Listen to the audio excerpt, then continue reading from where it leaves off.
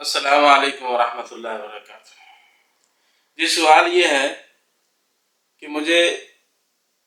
زبردستی مجھ سے طلاق لی گئی اور مجھ سے دستخط بھی زبردستی کروائے گئے،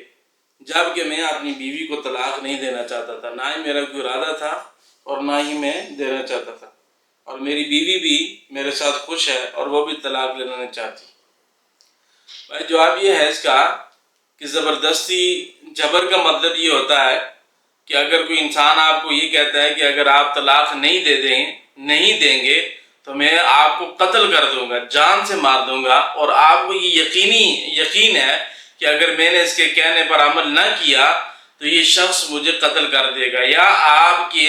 کسی عضو کے تلف کرنے کی دھمکی دیتے اور آپ کو معلوم ہے کہ یہ دھمکی نہیں بلکہ یہ حقیقت میں کر گزرے گا، تو ایسی زبردستی میں اگر منہ سے الفاظ طلاق ادا نہیں کیے،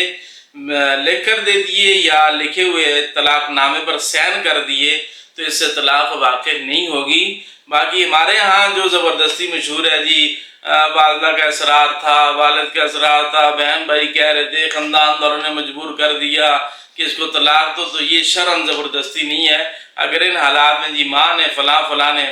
مجبور کر دیا کہ طلاق دے دی، طلاق ہو جائے گی، چاہے وہ لکھ کر دے یا زبان سے دے۔